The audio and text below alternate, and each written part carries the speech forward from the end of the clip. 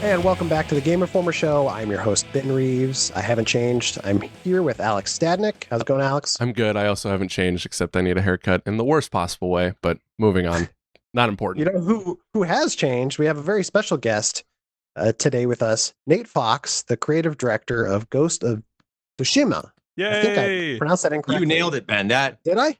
I had my doubts, but you did a great job. Well, I have definitely mispronounced it several times throughout my life, or just the last year.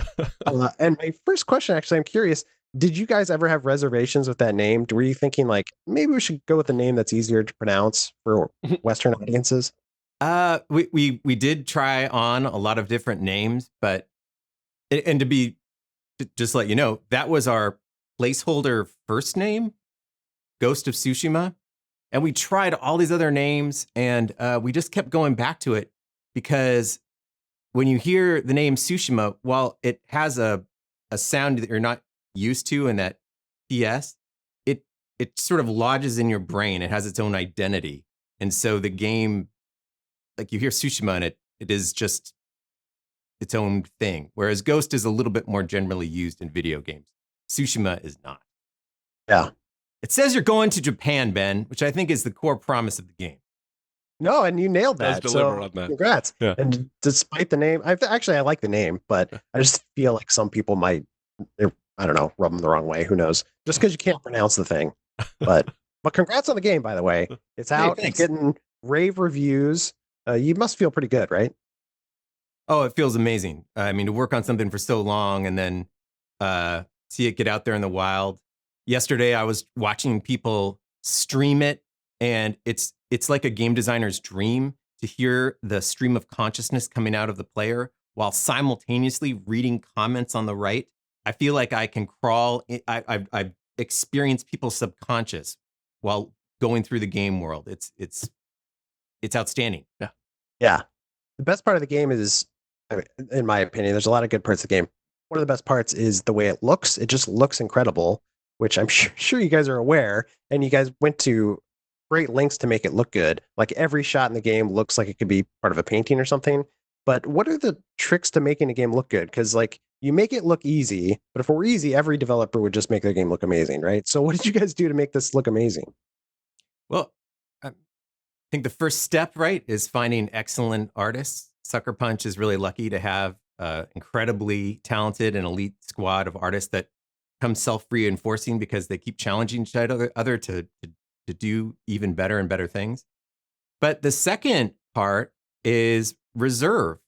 Ghost of Tsushima, when you go to a yellow forest, it's yellow. When you go to a field that has a lush landscape of lilacs, it's just that one color. So color itself becomes a landmark in the game world.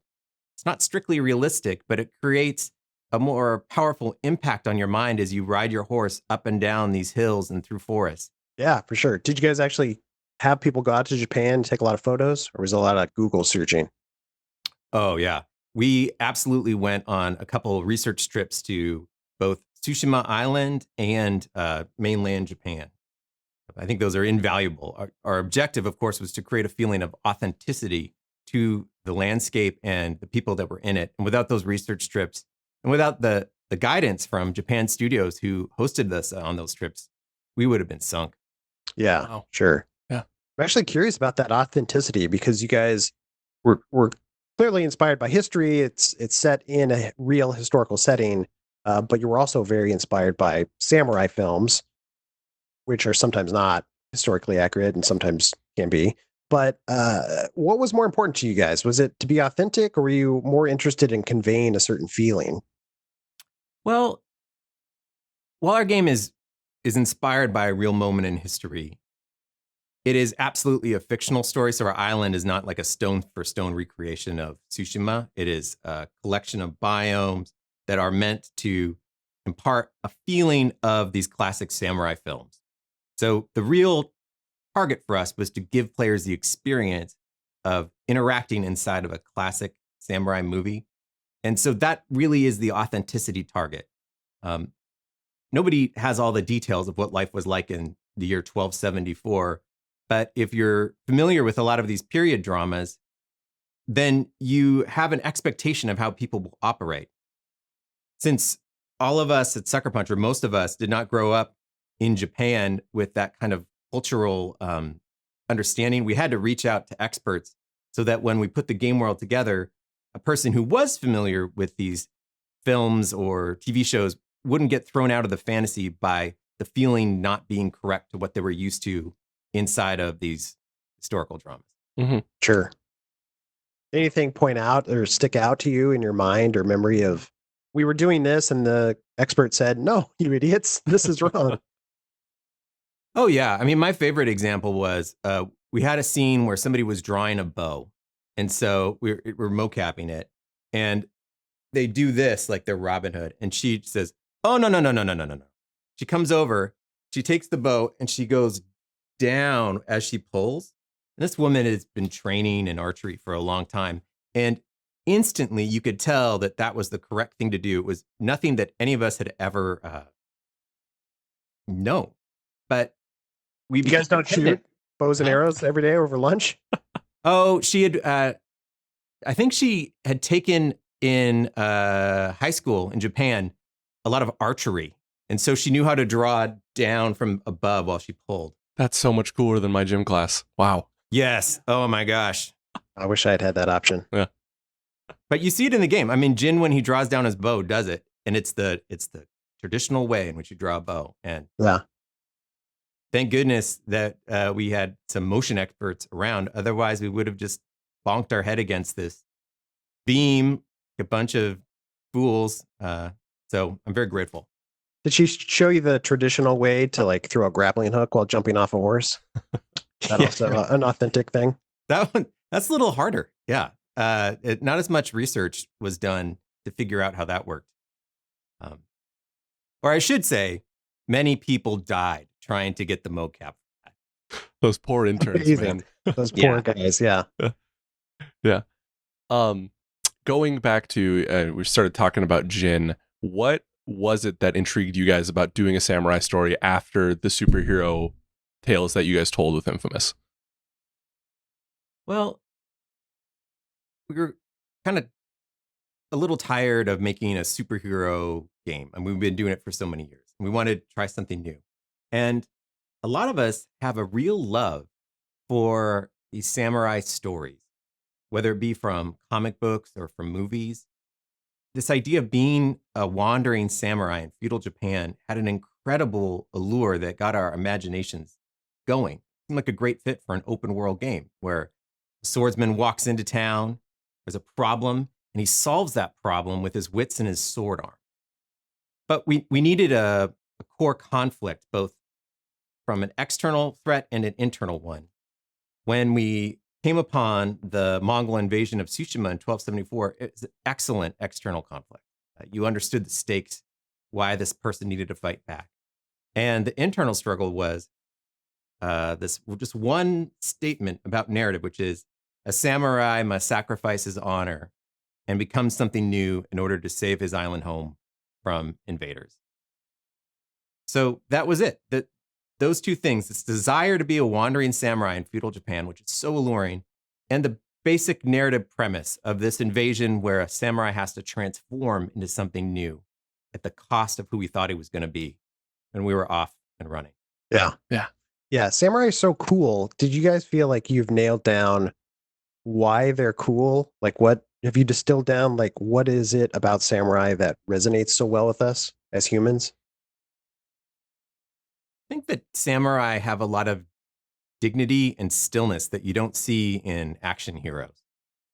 They are generally people of few words, and when they threaten somebody, they don't make a big show of it. Pretty calm, and they don't, when they act, it's with lightning efficiency. Also, particularly in the movie The Seven Samurai, which is, for me, the real touchstone for how I think of samurai. There are these elite warriors that show tremendous respect to everyone around them, and they get a lot of respect. They selflessly fight with heart in a way that you don't see in a lot of Western sword fighting kind of situations. That's what makes them so admirable, is that they're They feel like they're morally trying harder than the rest of us, while simultaneously being elite warriors. Yeah. You guys have mentioned a lot of the samurai films that you were inspired by throughout the course of the game. But if people only had time to watch one samurai film, what would you recommend they watch? Is it Seven Samurai? I would totally recommend you watch Seven Samurai. It is a masterpiece. Cool. I'll have to do it. I haven't seen it. I haven't seen it yet. What? Yeah. Are you? Yeah. You guys you are in for an excellent afternoon.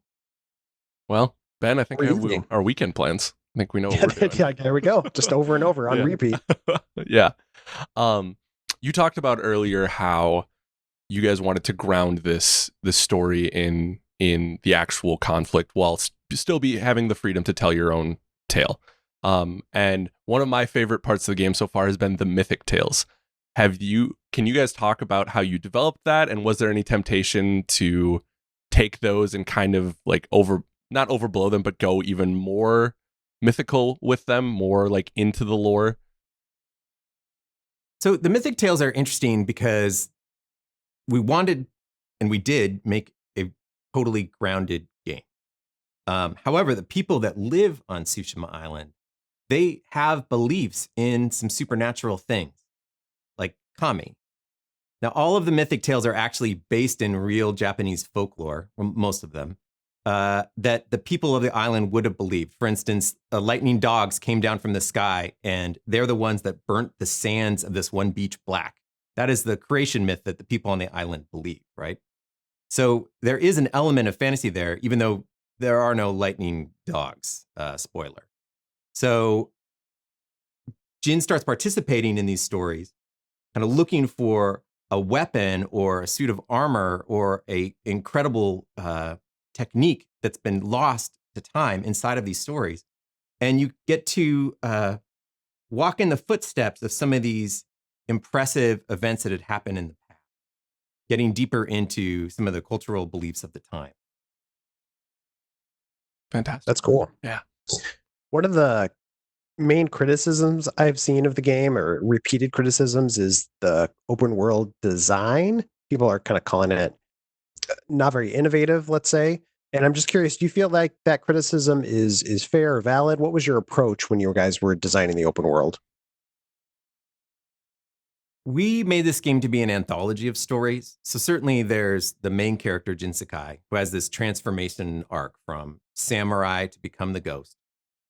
And I view that as like the trunk of the tree. But then there are all these branches, these side characters who you meet along the way that have their own stories you can get lost in, and more stories on top of that you can find just people in need around the island. It's an anthology of stories. And it's built for exploration, where we do not tell you where to go. We only show you where the next Jin's journey mission is, so that people will get lost and they'll figure it out on their own, and it'll be their own experience. The amount of things that are in the open world that could be overwhelming, just because there's so much that could contribute to somebody's fatigue at just the raw scale. It's meant to be there as something that you discover on your own, not to be a really expansive checklist where we expect you to do everything. Really, I don't expect players to see everything in this game at all. I expect them to chart their own course and find things in their own time because they were just following their curiosity, and then swim forward through the story. Sure. Certainly, that is the hope. I think the game's at its best when you get off the main path and you just follow something that catches your interest, and you daisy chain from one thing to the next to the next. But I don't think you have to do everything there is in the game. In fact, I think the more important thing is that you're just always following your current curiosity. Yeah, that's interesting, because one thing I noticed while I'm playing the game is I feel this sort of need to slow down a little bit and just sort of take everything in. Whereas a lot of times when I play open world games, I'm kind of like, here, where's my checklist? I'm going to do everything. But this game almost wants me to, take in the beauty a little bit, slow down. Was that something you guys were conscious of when designing the game? Was there something you put in there to like, how do we slow down players and let them just enjoy the space? Absolutely. Early in production, we did have a lot of the standard open world UI devices. For instance, like a waypoint marker in screen space that would tell you where to go and how many meters you were from your objective as you rode your horse across a field. And you ended up just looking at this marker, watching the meters tick down, tick down, tick down, tick down, tick down, tick down, till you got there. Like you were on a long distance flight. And it took you very much out of the moment. So the guiding wind feature says, oh, look, your objective's this way. It doesn't give you completely concrete information as to the right GPS path. It doesn't tell you how far away you are. And as a result, you find yourself very much in the moment saying, how am I going to steer my horse around this rock? Or as I do steer my horse around this rock, I notice a plume of steam to my right. Oh, that's a hot spring. I should go there because it will increase my health. It's something you discovered with your own eyes, your own senses, because you were actually looking at the environment, scanning for opportunities. And to me, that is slowing down. That's being present in the right now, not thinking about where you're going to be, but just right here in the moment of travel. That's awesome. Yeah. Yeah, we were talking to you earlier and you mentioned Usagi Yojimbo, the comic, as one of the inspirations where you had started reading that all the way back during the Sly Cooper days when you were researching that game, but that helped kind of inspire this game. Do you think some of those threads from way back when still have carried forward into Ghost? The comic book Usagi Yojimbo was a terrific influence on me personally. In fact, our main character, Jin Sakai, is named after the author of the comic Usagi Yojimbo, Stan Sakai. That was my way of saying thank you, Stan, for this amazing work of fiction that is such an incredibly gracious entry point for people into samurai fiction.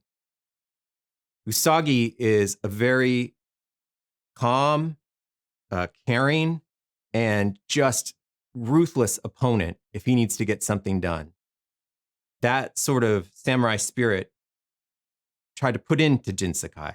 I had the writers all read these Usagi Yojimbo books because I think they do such a good job of efficient, clean, and emotionally impactful storytelling. Yeah, that's a great series if anybody's looking for something to read. Are you still reading comics?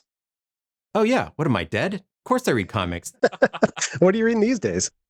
Oh, I'm just dumbfounded at how when you read a comic on your iPad and it only shows you one panel at a time, how that changes the dynamic of reading comic books because you get a reveal with each panel.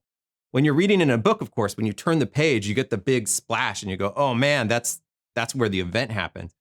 But it's so impressive when you read on your iPad because every one of them is just a reveal. So what am I reading? I'm reading, I am still reading Usagi Yojimbo because there's so much. I've been reading some of the Star Wars comics that have come out recently that use Darth Vader. Oh, wow. I'm a big Star Wars nerd, so I would love to jump back into those stories and see those characters. Yeah, and obviously, I mean, it kind of fits too because the samurai were an inspiration for Darth Vader's overall look, so that's kind of cool. Have you ever seen the movie Hidden Fortress? I have not, no. Famously, Hidden Fortress is one of the big influences on Star Wars. And it's an Akira Kurosawa film. Okay. Oh. Samurai movie. And in this movie, you will see some Japanese peasants that are very similar to C-3PO and R2-D2. Really? Interesting. Yeah, dude, you should check it out. It's amazing. I mean, I love Star Wars. Star Wars is the pinnacle, but you can see just how all of us as human beings, we stand on the shoulders of other people as we all try and make art, enjoying what we saw when we were young and then building our own thing, and somebody else will build something on top of what we build. It's a continuum. So Dark Fortress and Seven Samurai, my weekend's complete. Yeah. Hidden Fortress. Hidden Fortress. Yeah. Okay. But start with Seven Samurai and then maybe actually watch Yojimbo and then watch Hidden Fortress. Okay. Perfect. Yeah. Yeah. I'm running out of weekend. I don't know if I'm going to have time to eat. What are you talking about? Life is now perpetual weekend. That's true. That's true. Who am I kidding? My life is a sham. Oh no. Alex, I know you had a couple other questions. For sure. Going back to the combat of the game, which I think has been one of my favorite parts on how solid it feels. What did you what did you find yourself gravitating towards? The ghost path or more the honorable path when you would go into confrontations?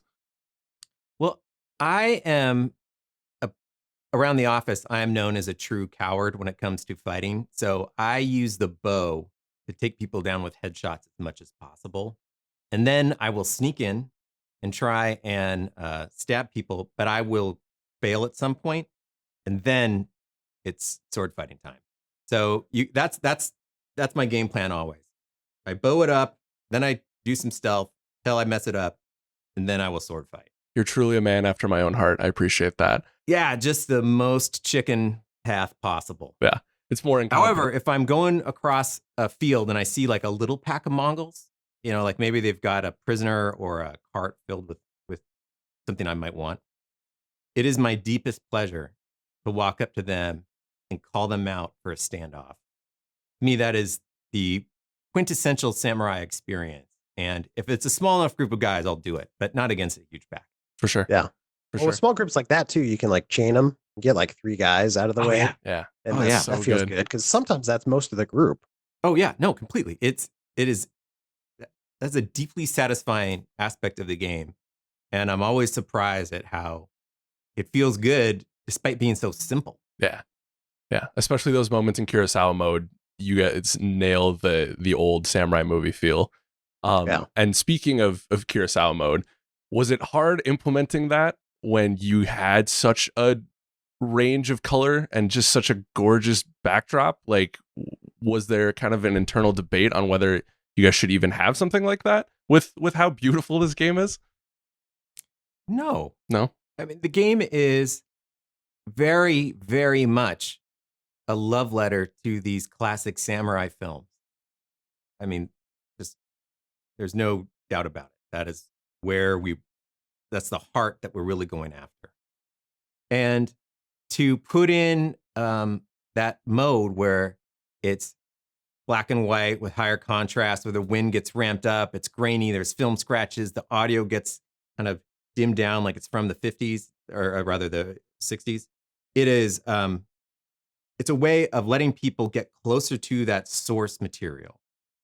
To me, it is identical to putting Japanese language on every build across the globe, because if you want the most authentic feeling possible, you're going to play the game in Japanese language. Now, do I think that the majority of players will play through the entire game with Kurosawa mode? No, I don't. I think that we're all very used to playing games in color, and the game looks wonderful in color, but I would hope that players turn it on and ride through some fields and get in a standoff and get that moment of saying, hot damn, this is just like those movies. Or maybe you turn it on for a duel, because it'll take you there to the feeling of watching those movies. But it's your choice. You can turn it off, turn it on as you will. For sure. We had one of our editors, Jeff Cork, just loves Kurosawa mode. He's playing through the whole game that way. Cool. And one thing he noticed is that there's parts, the parts where you have the missions where it's, hey, look at this picture and find these purple flowers. It's like those missions are a little bit harder, obviously. I'm sure you guys are aware of that. So what was the discussion like for stuff like that? Or like even there's like the moves you can parry, or the moves that are red versus blue. What were you guys talking about during that mode? It's like totally worth it just because of the immersion.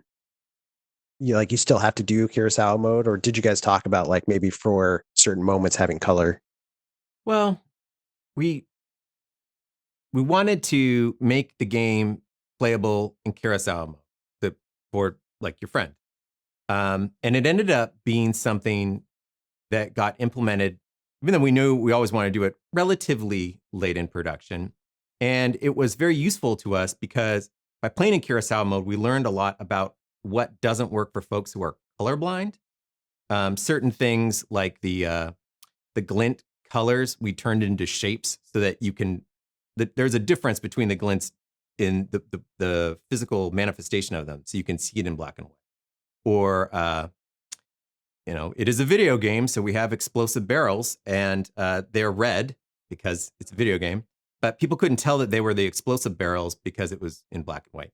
So we radically increase the contrast on them so that you can make them out while in that mode. Same with the guide bird that comes to you. It was a very useful device for us to see the world through a different lens, in this case, somebody who had a hard time discerning one color from another, and then make the game more playable. That's smart. Maybe all games should have a Curacao mode. It might help developers. Maybe. I mean, it kind of shocked you out of your everyday experience. I mean, sometimes when I play games that we're working on and I become too expert with the controls, what I often do is I hold the controller upside down and I try and play backwards. So I have to mirror my thumb's motions and where the buttons are. And I do this so that I experience what it's like to be somebody who's not totally dexterous with the joysticks or the buttons. Yeah, that's smart. Well, it's just a way to reset yourself so you're not just falling back on what it is through so many games worth of so many years of playing video games. But I felt like Curacao mode did that a lot for those of us who see the world through a certain range of color. For sure. Yeah, that's awesome. Yeah. Have you guys ever tried playing a video game upside down? Not that I could think of.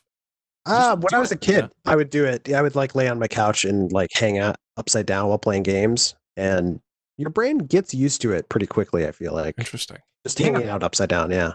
Well, I think a lot of us, there was this weird schism where right analog stick camera control, it was either, like a flight stick. If you press left on the stick, did that mean that the camera would rotate turning to the left or would it rotate turning to the right? And half the games are one way and half the games are the other.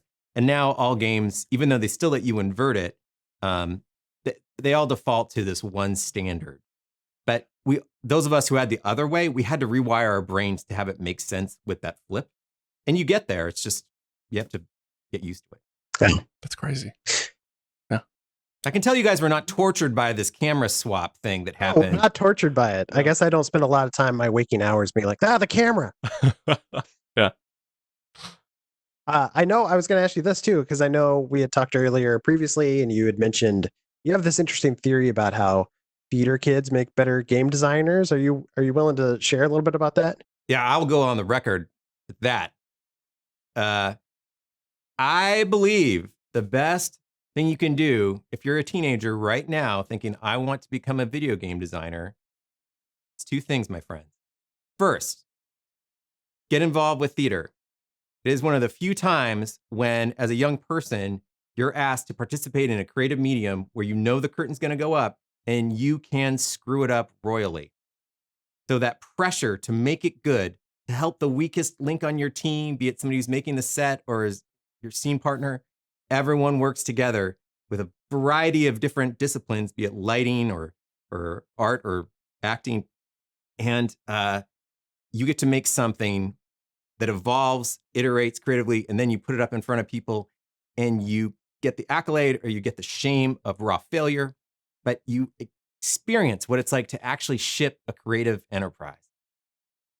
The second thing I would recommend is wood shop, because you have a plan, inevitably you cut something wrong and you mess up that plan and you have to change your plan to make something that ultimately looks polished like you intended it to be that way, when really you made 4 mistakes along the way. You're adapting as you go and you're fixing things, rubbing things down so that it looks whole, even though you are human and things don't always go the way you thought. There you go. Those are my pro tips to the youth of today to do game design. Unorthodox, but it makes sense, honestly. Yeah. Well, you're a wood shop guy, aren't you? Yeah. I made a sign for a house, which doesn't sound impressive, but it's this cool wood sign. And then we're actually working on a bench for our backyard right now. And have things gone as you planned them? Never. Yeah. Yeah, I've had to redo a bunch of things. It's challenging, but it's also rewarding too. Like when you're done and you have the thing and you look at it and you're like, man, this turned out well. Like I built this thing. I used scraps of wood and now I have this physical thing. So I totally hear what you're saying. For sure. So the thing about making games is you come into it with this idea of how it's going to play, and you build it, and then you experience it, and it doesn't work exactly like you want, so you improve it, you change it, it iterates. You don't know where it's going to go, but that's part of the fun of discovery. It is very much a creative act where eventually, the pieces start snapping together and it works. I'm sure that when you sat on that bench, when you're done with it, you felt a deep sense of satisfaction because you knew the raw components it was made of, and it became something totally different because of your work. That's right. So if you need a bench, come to me. Ben's Yeah, benches. man. Yeah. I got skills. Alex, any final questions? I guess I have one last one, and it is coming off The Last of Us. I think there was a discussion about whether games need to be fun in order to be video games. And your guys' story deals a lot with suffering and loss and the brutality of war, but inherently the combat and the exploration are very fun. What is? Do you have an idea? Did you guys look at that? Did you just say, like, because of this subject matter, we need to be beholden to some of those darker themes in our gameplay? Where do games need to be fun, in your opinion? Well, our game is about a guy who goes away from what he thought he was going to be. He thought he was going to be an upright samurai, a member of that group, that class. And as he starts bending away from the kind of the rules of war as he knew them, his life gets more complicated because it's just more efficient. It is kind of morally utilitarian for him to fight this way. And we wanted to take him farther and farther down that dark path so that he would find out there are some ramifications, there are some bad things that happen for acting in a purely kind of brutal utilitarian way. That is the story. That's where you see his human tragedy of the relationship with people around him. That doesn't necessarily mean that the gameplay needs to be unpleasant. We want to keep people feeling like they are the hero character, not that they're fighting with the hero character. And if the character in the game screen is doesn't you don't feel like you can inhabit them because what they're doing is kind of slow or unpleasant for you to do, and you want to put the controller down, the experience of being them gets kind of muddied. For sure. Or you might be holding the controller backwards. Yeah, right. I mean, our story is definitely one of it is an accessible transformation story. We're not trying to keep people from seeing all the nooks and crannies of what the world has to offer, even though the world has a lot of dark stories to show about how people survive in a wartime experience. Yeah, For sure. Cool. Awesome. Well, Nate Fox, it's been a pleasure talking to you. Really Truly. appreciate you coming on the show. Anytime you want to come on, just let us know for sure. Wait, I have an example of something that's not fun that is fun.